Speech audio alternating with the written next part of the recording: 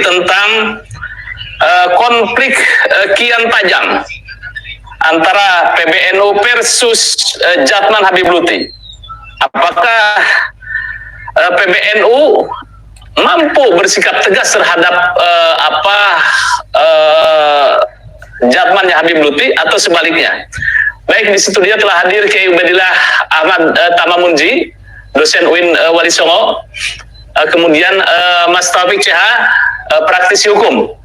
Baik, saya langsung ke Kiai Ubed. Kiai Ubed, kemarin malam kita mengulas tentang bagaimana polemik Jatman, sehingga PBNU menginisiasi untuk melakukan forum silaturahmi dengan para pengurus Jatman. Kemudian Jatman sendiri melakukan, katakan tanda kutip pembangkangan, ini tanda kutip pembangkangan atau tanda kutip melawan terhadap PBNU, melarang semua anggota atau pengurus Jatman di bawahnya untuk tidak menghadiri undangan silaturahmi yang digelar PBNU. Padahal yang notabene adalah Jatman di dalam ADART ini adalah banomnya PBNU. Baik, Ki Ubed, ada hal yang penting di sini, gitu ya. Kemarin kita bicarakan bahwa Jatman ternyata sudah memiliki SK Menkumham dan statusnya di situ adalah sebagai perkumpulan, sama statusnya dengan PBNU. Silakan Ki Ubed mungkin bisa menganalisa dari situ. Baik, terima kasih Mas Yusuf. Langsung saja, saya ingin klarifikasi terkait dengan istilah tanda kutip pembangkangan. Menurut saya tidak ada tanda kutip lagi, Mas. Sudah bentuk pembangkangan, bahkan perlawanan. Perlawanan ya. Ya, di sini istilahnya tidak konflik lagi, tapi istilahnya di sini itu kalau konflik kan dua kekuatan yang memiliki kesamaan amunisi dan hukum yang masing-masing bisa saling dipertaruhkan mana yang kuat. Tetapi dalam konteks ini sebenarnya posisinya Jatman meskipun memiliki Menkumham, tapi posisinya lemah di hadapan PBNU karena ibarat sebuah karya itu mengambil copyright-nya PBNU, Mas Jatman itu, dan betul-betul menjadi PR Gus Yahya sesuai dengan harapan awal Gus Yahya untuk menjadi PBNU, yaitu ingin membenahi administrasi NU yang selama ini lebih cenderung ke jamaah, bagaimana lebih menampakkan diri sebagai sebuah organisasi yang jamaah, meskipun di sana ada banyak jamaah. Jadi misi Gus Yahya kan selain ingin menjamaahkan NU sebagai sebuah perkumpulan yang memiliki sistem yang kuat dalam sistem organisasi, juga menguatkan barisan NU sebagai sebuah sistem yang kuat yang memiliki basis jamaah sampai pada akar grassroots. Nah, misi ini sekarang ini dihadapkan pada Gus Yahya. Mampukah untuk menghadapi sebuah tantangan yang tidak kecil, karena mungkin kalau Gus Yahya harus mengingatkan Danom selain Jatman, mungkin agak lebih ringan, Mas. Mungkin pada IPNU, IPPNU, katakan begitu.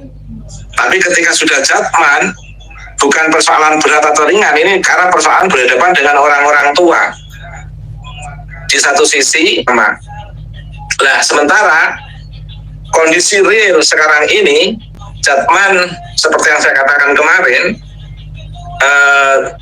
telah dicuri oleh oknum menjadi satu organisasi yang langsung dalam kekuasaan beliau, dalam sistem yang langsung dikontrol beliau.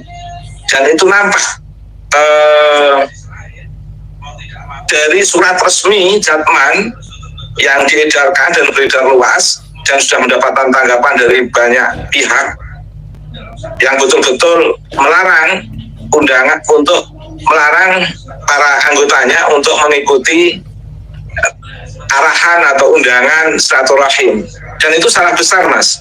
Karena dalam posisi apapun, Jatman sebagai sebuah badan organisasi NU harus betul-betul mengikuti dan sinergis terhadap arah kebijakan organisasi Nahdlatul Ulama. Apalagi sampai membuat Menkumham itu betul-betul pelanggaran. Dan ini saya mendapatkan ini Mas, mendapatkan surat resmi dari Direktur Jenderal Politik dan Pemerintahan Umum Menteri Dalam Negeri. Kalau diizinkan mau saya baca ini Mas. Silakan baca. Oke.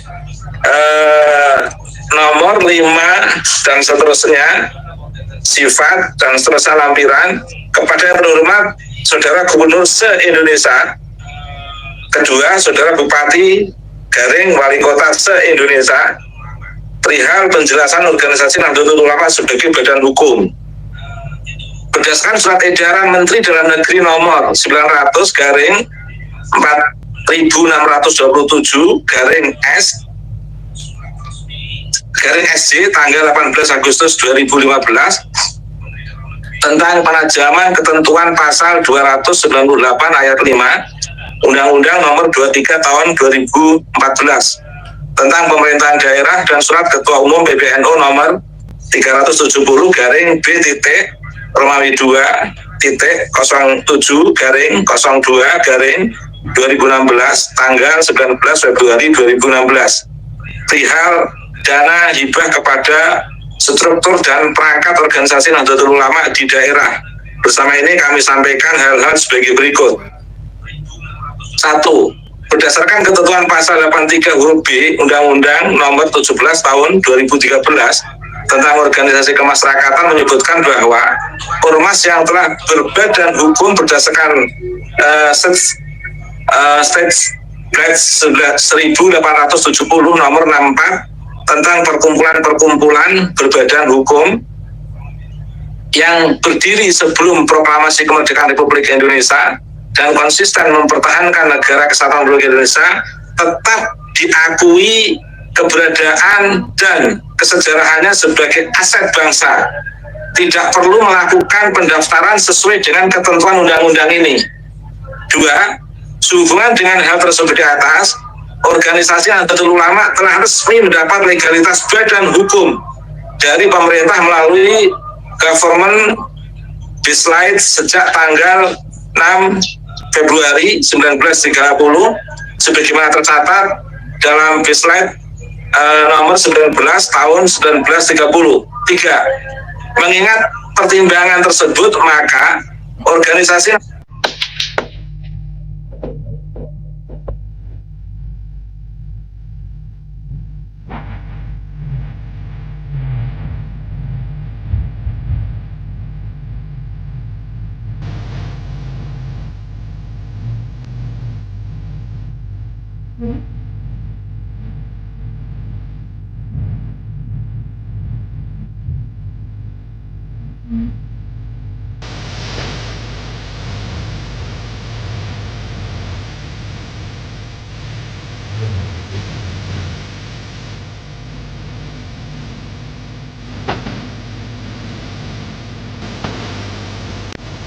Nahdlatul Ulama telah memiliki badan hukum, tidak perlu mendaftar ulang kepada pemerintah dan pemerintah daerah.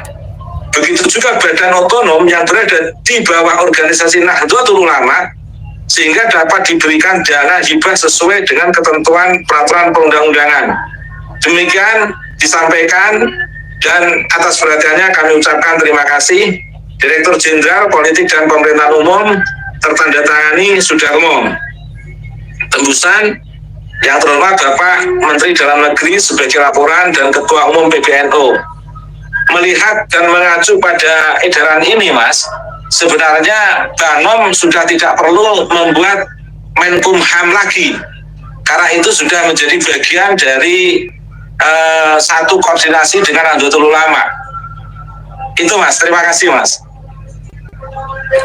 Ya, Keobed, artinya dengan adanya SK Menkumham ini bisa menjadi sebuah multitafsir bahwa Jatman ini menjadi sebuah badan tersendiri, tidak mengikuti aturan yang ada di SK Menkumham yang diterbitkan kepada PBNU. Kira-kira bagaimana ini menurut Anda ini? Badan tersendiri dan yang berdiri sendiri, baru berdiri sebagai pendaftaran baru yang di luar NO. Ini kalau mengacu surat ini itu simpulan saya seperti itu, Mas. Tapi saya nggak tahu bagaimana perspektif Mas Taufik dari segi advokasi hukumnya itu. Ya, yang kedua sebelumnya di poin 6 juga itu ya, yang surat dari dari Jatman Habib Lutfi mengatakan bahwa ada notaris, kemudian habis notaris kemudian didaftarkan SK Menkumham. Ini akan menjadi sebuah perdebatan menurut saya, perdebatan polemik. Tapi kembali lagi ini Kevin, ada riak-riak, bukan riak-riak tetapi protes, selamatkan Jatman sebagai banomnya NU atau kembalikan Jatman sebagai banomnya NU. Ini mungkin Anda bisa melihatnya bagaimana nih fenomena dari keresahan-keresahan warga NU. Kalau saya mengistilahkan bukan selamatkan, Mas, kembalikan. Karena sudah berada dalam kekuasaan jujur saja Habib Lutfi bin Yahya. Sehingga betul-betul perjuangan tersendiri bagi NU untuk mengembalikan itu karena sudah ditandatangani dalam bentuk Menkumham, Mas. Itu nanti proses mengembalikannya saya kira juga akan mengalami perdebatan yang luar biasa secara de jure. Tetapi saya yakin setelah pengurus idarah ulia maupun idarah wustos bahkan sampai kepada tingkat kecamatan memahami fenomena ini adalah fenomena pembangkangan dan pencurian, saya yakin nanti semuanya akan merapat ke NU, Mas, dan akan memahami ini sebuah fenomena yang memang betul-betul dalam kekuasaan Habib Lutfi dan nanti akan kembali ke NU. Dan setelah surat ini beredar dari Madura juga ada yang sudah mengundurkan diri dari Jatman, Mas, setelah mengetahui bahwa Jatman ternyata punya Menkumham tersendiri dan melakukan penolakan atas undangan silaturahim PBNU. Selain juga kemarin sudah disampaikan oleh wakil sekretaris dari Banten kalau dia tetap akan mengikuti keputusan PBNU. Dan di beberapa pengurus yang saya kenal, saya mencoba menelpon beberapa teman yang jadi pengurus Toreko, karena memang kebetulan ada saya dulu itu Rois 2 periode di Lembang, Mas, Toreko Jatman. Ya. Dan kebetulan saya juga muridnya Kiai Muhammad Shodiq Lutfi Hakim yang pernah menjadi Rois sebelum Habib Lutfi, putra dari Mbah Muslih. Jadi jaringan informasi kawan-kawan ke saya itu banyak sekali dan banyak menginformasikan dalam posisi apapun akan berada dalam komando dan dari organisasi Nahdlatul Ulama, Mas. Ya, Keuben, menurut Anda apakah ini PBNU akan berani menindak tegas terhadap Jatman Habib Lutfi ya? Kalau saya melihat sosok Gus Yahya akan berani, Mas. Gus Yahya itu sosok yang kalau sudah membuat sebuah keputusan betul-betul akan melangkah dengan mantap.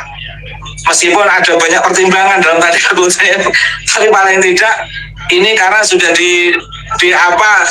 didukung oleh banyak pengurus-pengurus di wilayah untuk betul-betul menyelamatkan Jatman. Kalau Gus Yahya tidak berani, malah nanti berbalik arah.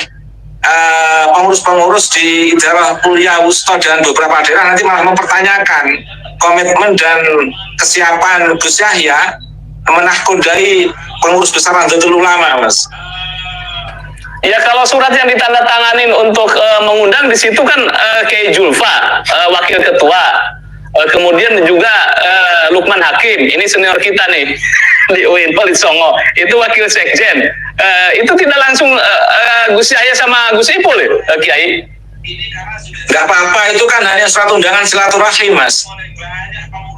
Sebenarnya Habib Lutfi tergesa-gesa mengeluarkan surat edaran Jatman untuk menolak silaturahim. Harusnya biar lebih lembut lagi, Habib Lutfi tetap menyuruh anggotanya untuk ikut datang bersilaturahim memenuhi undangan PBNU, harusnya seperti itu Mas. Tapi mungkin ini di luar pertimbangan yang matang dari pihak Jatman dalam kepengurusan Habib Lutfi. Mungkin karena kondisinya panas karena kemarin ada yang silaturahim, sehingga respon Jatman dalam kepengurusan Habib Lutfi itu kelihatan spontan Mas. Sebenarnya kalau tidak direspon secara frontal, secara spontan frontal, itu sebenarnya lebih tidak terlihat arah konfrontasinya Mas. Karena sebenarnya undangan PBNU itu undangannya sederhana dan sangat elegan dan sangat humanis, yaitu silaturahim. Tapi karena frontal respon Jatman untuk melarang para pengurusnya di Idroh Aliyah dan Wusta, akhirnya nampak secara publik di situ ada suasana pembangkangan, dan di luar dugaan di poin 6 di surat itu juga dan di kopnya nampak Menkumham itu justru malah membuka lebar-lebar kesadaran dan pengetahuan pengurus Jatman bahwa di situ ada proses pembangkangan dan pembelokan organisasi yang seharusnya ke Keramat Raya, tetapi lebih arusnya itu mengarah kepada arus besar Pekalongan, bukan ke Keramat Raya Mas. Terima kasih Mas. Oke, gara-gara muncul seperti ini, abah saya di kampung sebagai ketua Jatman juga bertanya, ini bagaimana ini masalahnya? Jadi persoalan Jatman dan PBNU itu juga menjadi sebuah pertanyaan. Abah saya kebetulan ketua Jatman di Kabupaten Pangandaran bertanya, ini bagaimana kejelasannya? Nah, makanya mungkin PBNU perlu menjelaskan, memberikan sebuah statement resmi bahwa komando sekarang Jatman berada di PBNU atau seperti apa ya. Kalau tidak seperti itu, ini akan terus terombang-ambing antara surat yang dikeluarkan oleh Jatmannya Habib Lutfi, padahal udah demisioner, kemudian PBNU juga belum bersikap tegas bahwa Jatman berada pada komando PBNU karena udah demisioner. Seperti itu mungkin ya. Baik, jadi ada silakan.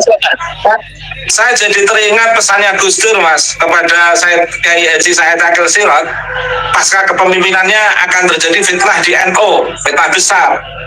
Mungkin ini di antara fitnah yang harus dijawab oleh Gus Yahya, karena dalam posisi apapun berhadapan dengan orang yang selama ini kita percaya akan membesarkan NU dan bersama NU, tetapi di luar dugaan justru diam-diam mengambil alih organisasi Banom NU yang secara tulus didirikan oleh Mbah Muslim dan beberapa mursyid yang lain, yang sampai dilanjutkan ke putra beliau kepemimpinannya, yaitu Yai Hakim, Kiai saya, karena saya pernah berguru pada beliau. Dan selama ini ternyata seperti ini pembelokannya, dan luar biasa. Dan itu sebenarnya sudah terasa lama Mas, tetapi secara de jure ini betul-betul real, nyata, dan memang harus diselesaikan. Terima kasih Mas. Oke, baik. Saya langsung ke Mas Taufik. Taufik CH, SHMH adalah praktisi hukum dan juga aktivis Banser Jawa Tengah pernah, kemudian juga Pagar Nusa. Mas Taufik, ini bagaimana Anda melihat polemik Jatman dengan PBNU? Di satu sisi Jatman itu sudah demisioner sekitar September 2023, tetapi ketika kiai-kiai mengadu ke PBNU, kemudian PBNU mengadakan silaturahmi tanggal 19 September di Surabaya, ini ada larangan tegas dari Jatman Habib Lutfi.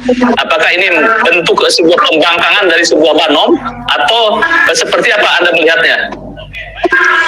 Ya, terima kasih. Assalamualaikum warahmatullahi wabarakatuh. Saya Kiai Ubed. Alhamdulillah saya bisa silaturahim lewat posisi ini. Mudah-mudahan walaupun dalam waktu yang singkat ini bisa bermanfaat demi pencerahan suasana yang sekarang lagi menyelimuti Istana Nahdlatul Ulama ya secara umum. Langsung pada pokok persoalan bahwa kisruh antara Jatman dengan induknya yakni NU ini merupakan sebuah pemandangan yang tidak nyaman untuk kita pertontonkan semestinya. Namun itulah satu realita yang tidak bisa kita pungkiri. Sekedar mengingat bahwa posisi Jatman yang diakui oleh NU ya sejak Muktamar di Semarang 1979 ini memang juga berangkat dari sebuah konflik ya. Dulunya sejak tahun 1957 itu berdiri yang namanya Jatmi kan begitu. Namun karena ada pergeseran politik dan kepentingan golongan akhirnya terbelahlah pada Muktamar kelima Jatmi ya akhirnya lahirlah Jatman yang pada akhirnya karena ada kepentingan politik di mana Jatmi itu lebih berafiliasi ke Golkar sementara Jatman ditarik ke Partai Kabah atau P3. Nah, dan saat itulah Habib Lutfi memiliki istana untuk mengembangkan Jatman dalam rengkuhan Nahdlatul Ulama. Nah, sekarang kalau tidak salah bahwa Jatman ini juga merupakan satu organisasi yang di dalamnya ya tidak sepi dari pergesekan, terutama dari putra-putra para pendiri yang merasa tersingkirkan, di mana telah terjadi suasana yang tidak menyejukkan, terutama dari kalangan para dzurriyyah pendiri Jatman. yakni adanya pembelokan sejarah. Ini satu situasi yang saya kira juga perlu kita prihatinkan, di mana oleh Habib Lutfi ya dilakukan satu perubahan sejarah tentang siapa-siapa pendiri yang tadinya di sana ada versi di mana pendirinya adalah di dalamnya diantaranya ada Mbak Musri dari Meranggen, terus Mbah Kiai Nawawi Berjan Purworejo dan lain-lain, itu dinafikan ya pada sejarah Jatman di era Habib Lutfi. Dan ternyata pergesekan itu sekarang lebih terasa, di mana banyak hal-hal yang dilakukan oleh Habib Lutfi yang justru tidak seirama dengan PBNU. Nah, persoalan adanya AHU ini yang barangkali perlu saya kasih garis bawah secara tegas, bahwa memang AHU ini merupakan legal standing yang diupayakan untuk dimiliki oleh sekian banyak perkumpulan. Nah, cuma ada beberapa hal yang perlu dicermati terkait dengan AHU. Ada beberapa organisasi atau perkumpulan yang memang mutlak harus punya AHU, tetapi ada juga yang tidak. Nah, sebagai contoh, NU adalah sebuah ormas keagamaan. Dia merupakan induk dari semua banom dan lembaga-lembaga yang berafiliasi ke NU. Nah, terhadap banom-banom yang senafas dengan NU, maka ketentuan dari Kementerian Dalam Negeri terkait dengan statement bahwa NU dan banom-banomnya tidak perlu mengadakan registrasi ulang terkait dengan badan hukum, karena sejak tahun 1930-an kalau tidak salah itu sudah berbadan hukum. Nah, maka banom-banom, lembaga dan lajnah yang senafas legal standingnya dengan NU, maka dia tidak perlu pakai AHU. Nah, seperti Jatman contoh. Jatman ini merupakan satu perkumpulan yang senafas dengan NU, tidak ada hal yang spesifik, maka dia tidak layak punya AHU. Nah, siapa yang punya hak punya AHU? Ya, seperti organisasi profesi. Nah, ini memang spesifik ini. Dan kedua, organisasi politik. Ini yang memang harus punya AHU. Tidak sama dengan, karena apa? Undang-undangnya yang berbeda. Nah, seperti Himanu contoh ya. Ini yang konkret saja. Himanu ini kan himpunan advokat ulama. Dia merupakan organisasi advokat ya yang menaungi sekian banyak profesi advokat. Dan karena ia penegak hukum, maka Himanu harus punya AHU sendiri dan tidak boleh berada dalam naungan Nahdlatul Ulama. Meskipun Himanu terlahir ya dan dibidani oleh tokoh-tokoh besar NU, dan dengan demikian memiliki hubungan historis dan emosional dengan NU. Nah, organisasi yang sejenis ini banyak, diantaranya juga ada ISNU ya, Ikatan Sarjana Nahdlatul Ulama. Kalau dia punya AHU itu bisa karena dia merupakan organisasi profesi ya, dan dia bernaung di satu undang-undang tersendiri. Ini boleh. Nah, makanya ketika Ketua Umum PBNU Gus Yahya Stakuf ini menyampaikan statement bahwa tidak kurang dari 700 perkumpulan yang menggunakan label NU itu terdaftar di Kemenkumham. Ini artinya apa? Bahwa banyak ya elemen masyarakat, lembaga pendidikan, politik dan macam-macam yang terdaftar di AHU itu di belakangnya ada elemen Nahdlatul Ulama. Ini banyak. Maka saya katakan terhadap perkumpulan yang spesifik dan profesional itu memang layak punya AHU. Nah, maka kalau ada pertanyaan, di NU kan juga ada Ansor, ada LPBHNU. Nah, kalau Ansornya tidak harus pakai AHU karena dia sudah bernaung dalam Akta Nahdlatul Ulama. Tapi LBH-nya atau LPBHNU itu bisa punya AHU karena dia menaungi wilayah profesi. Ini semacam lex spesialis begitu, ya. Jadi kayak LPBHNU terus LBH Ansor itu bisa punya AHU karena apa? Ini untuk mewadahi kepentingan dengan wilayah lain, ya. Karena apa? LPBHNU maupun LBH Ansor itu ketika dia harus bersaing dengan LBH yang lain di Kemenkumham dalam rangka untuk menangani perkara-perkara prodeo atau perkara-perkara yang non-profit. Nah, itu kan ada bantuan dari pemerintah untuk bantuan hukum. Nah, di situ syarat mutlak bahwa siapapun yang harus menangani perkara prodeo atau non-profit itu harus memiliki AHU. Nah, itu LBH, Himanu, terus LPBHNU itu bisa punya AHU. Nah, tetapi saya tidak memandang ada urgensinya Jatman harus punya AHU, nggak ada. Ya, karena itu senafas dengan ruh perjuangan Nahdlatul Ulama dan nggak ada kepentingan spesifik yang interestnya itu di bawah naungan undang-undang tertentu. Ya, karena undang-undang Jatman juga di bawah undang-undang keormasan, begitu pula NU. Nah, kalau kayak advokat kan di bawah undang-undang keadvokatan, LBH juga di bawah undang-undang bantuan hukum. Nah, ini ada sedikit spesifik. Nah, ini saya kira satu hal yang perlu dicermati. Nah, dalam konteks ini saya sih teringat ketika Gus Dur itu berikhtiar untuk melakukan penataan organisasi di mana semua elemen lembaga, lajnah dan banom itu harus dalam satu gerak.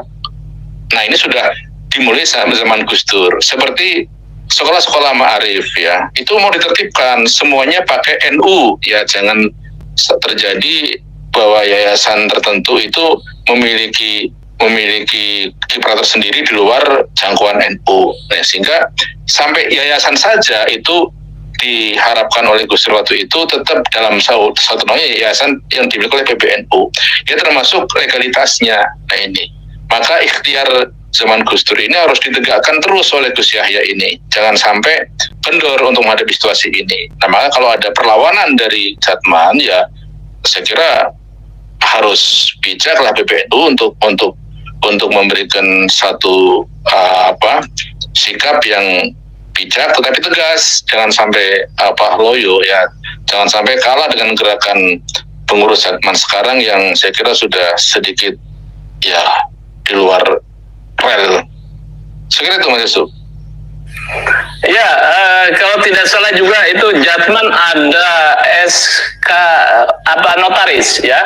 Ada notaris, kemudian menotaris, kemudian Menkumham. Nah, ini apakah sebuah hal yang wajar di sebuah banom NU atau tidak ini Mas Sofik? Gini, seperti yang saya katakan tadi, sepanjang legal standingnya itu sama dengan PBNU, maka tidak penting AHU. Seperti Jatman, Ansor, Fatayat, Muslimat, itu tidak perlu punya AHU karena landasan hukumnya sama, ya ini undang-undang keormasan gitu. Lain dengan LBH-nya, contoh LBH-NU, LBH Ansor dan kayak Himanu, ya walaupun Himanu bukan banom ya, tetapi ini merupakan perkumpulan yang spesifik.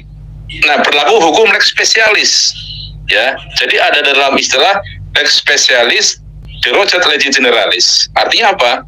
Ada hukum khusus yang berlaku bagi perkumpulan yang spesialis ini dan menafikan hukum umum.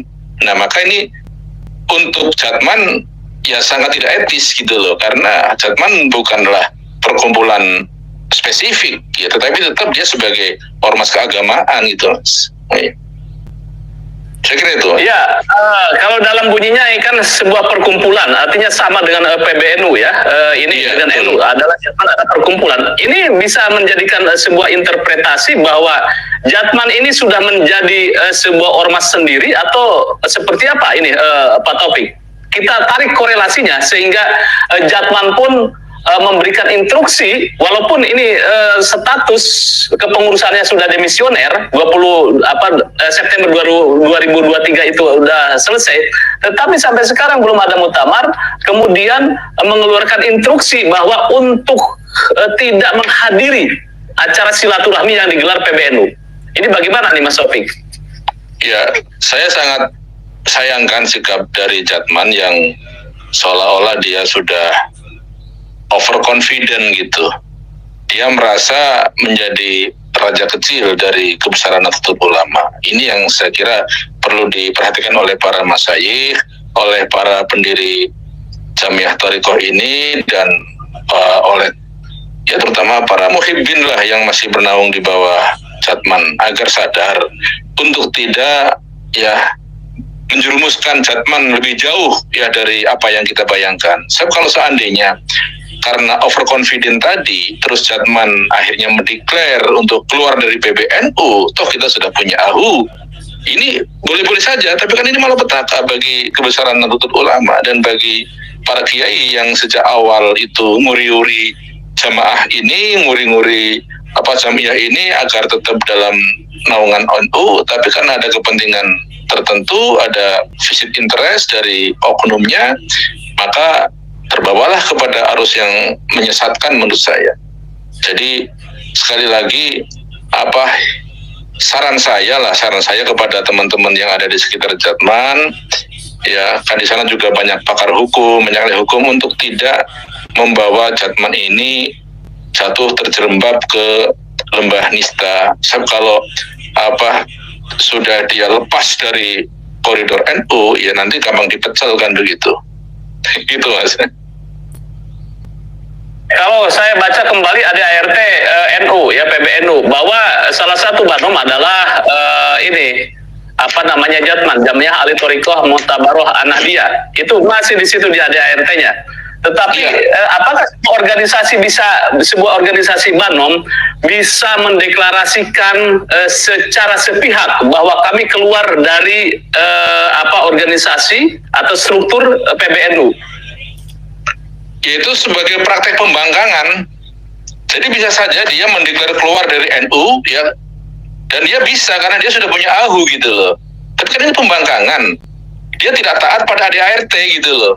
Jadi kalau Jatman sudah seperti itu, melarang anggotanya menghadiri undangan PBNU, terus dia akan membesarkan kerajaannya di Pekalongan, barangkali ini sebuah bentuk pembangkangan, dan harus tegas PBNU.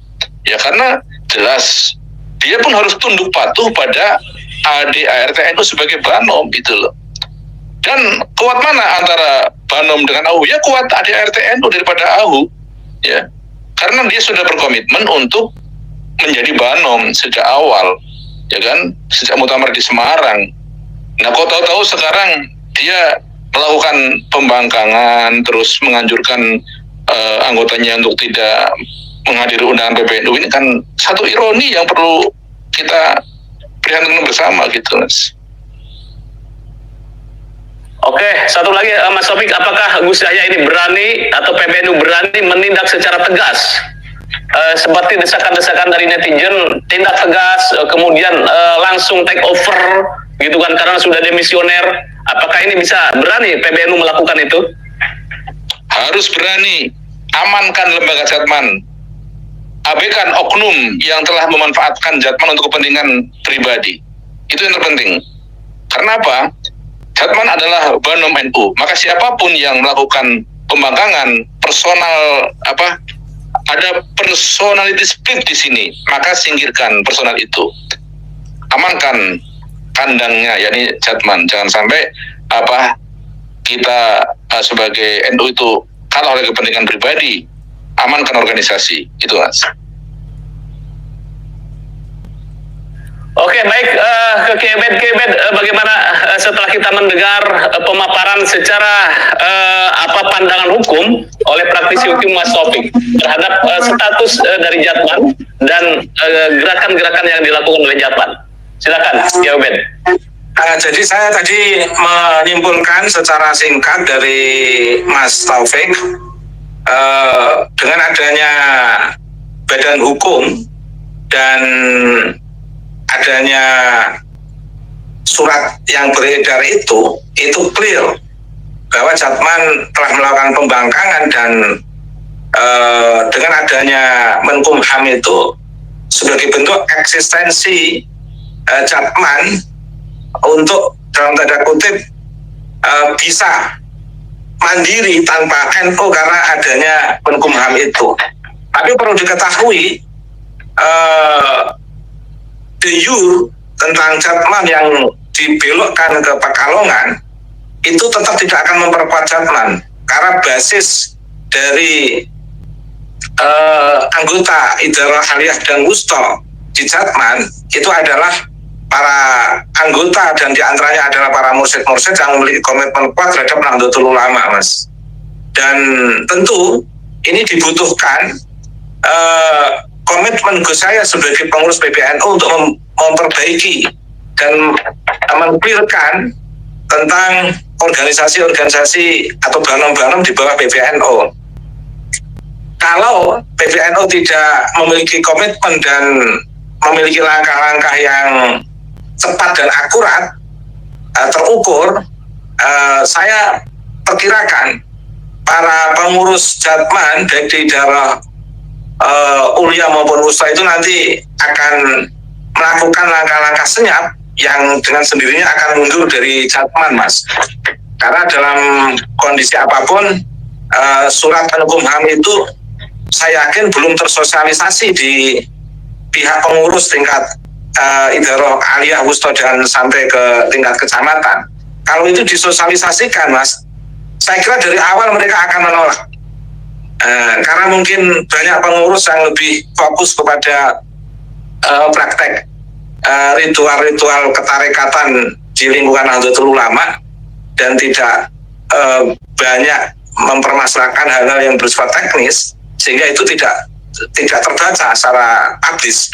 Tapi dengan adanya surat itu dan kontribusi Mas Yusuf dalam podcast ini tentu akan membentuk kesadaran publik terkait dengan kondisi dan keberadaan Jatman yang selama ini telah melakukan pembelokan dari jurusan Matraman menjadi jurusan Pekalongan, dan ini merupakan sesuatu yang meresahkan, Mas. Dan banyak beberapa teman yang menjadi pengurus pada curhat juga agak resah terkait dengan fenomena ini dan tidak menyadari, tidak memahami di sana terjadi Menkumham Jatman yang notabene sebagai banom Nahdlatul Ulama. Dan ini luar biasa, Mas. Mungkin Allah sudah saatnya buka-bukaan yang kelihatannya konflik di awal tapi maslahah di akhirnya nanti. Begitu, Mas. Terima kasih, Mas. Ya, baik, pemirsa pada Suara TV, ini memang kita kemarin podcast ketika melihat poin 6, ternyata di situ Jatman sudah membuat akta notaris, kemudian selanjutnya sebagai kekuatan legal standingnya, kemudian juga ke Kementerian Hukum dan HAM dan terbit sebagai organisasi atau sebuah perkumpulan, badan perkumpulan, sehingga itu menjadi sebuah legal standing bahwa mereka secara de jure dan de facto adalah sah. Ini saya pikir menjadi sebuah polemik menurut saya. Ini bukan sesederhana yang kita lihat bahwa pertanyaannya apakah PBNU benar-benar akan mengembalikan Jatman ke tubuh PBNU atau ke NU sebagai banom yang semestinya esensi dari banom atau anatomi banom itu harus mengikuti apa instruksi induk organisasinya. Baik, Mas Taufik, sebagai closing statement, silakan Mas Taufik. Ya, saya kira apa yang tadi saya sampaikan dan merujuk pada yang GUB 11, saya kira sudah kita semuanya sepakat ya. Untuk kita berada pada satu barisan yang lurus, yakni mendudukan Jatman sesuai dengan khitohnya, yakni sebagai Banom Nahdlatul Ulama. Tolong Jatman jangan dibawa kemana-mana ya, dengan alasan apapun, apalagi di sana ada satu kepentingan tertentu yang bersifat pribadional. Sekali lagi bahwa Jatman adalah merupakan rumahnya para ahli thariqah, para kiai, para kasepuhan. Tolong mereka jangan dipolitisir hanya untuk kepentingan segelintir manusia di elit Jatman. Dan untuk ke PBNU, apapun persoalannya, PBNU harus tegas kembali ke koridor agar semuanya berjalan sesuai dengan aturan main yang benar. Saya kira itu, Mas Yusuf. Terima kasih. Ya, baik, terima kasih Ki Ubed, terima kasih Mas Taufik. Seperti saya akan menutup dari podcast ini perkataan Ki Ubed bahwa kembalikan Jatman pada NU sebagai Banom. Terima kasih juga kepada netizen atas kontribusinya. Mudah-mudahan kita menunggu bagaimana ketegasan dari PBNU bahwa Jatman adalah 1000% sebagai Banom NU dan tidak boleh melakukan pembangkangan organisasi. Ini saya pikir PBNU mestinya tertampar. Ada sebuah Banom yang secara resmi karena bersurat melarang anggota-anggotanya untuk menghadiri acara yang digelar PBNU. Jika PBNU tidak bergerak, saya yakin muruah atau marwah dari PBNU akan hilang di mata jamaahnya. Terima kasih. Jangan lupa like, share, subscribe pada Suara TV. Wassalamualaikum warahmatullahi wabarakatuh. Waalaikumsalam warahmatullahi wabarakatuh.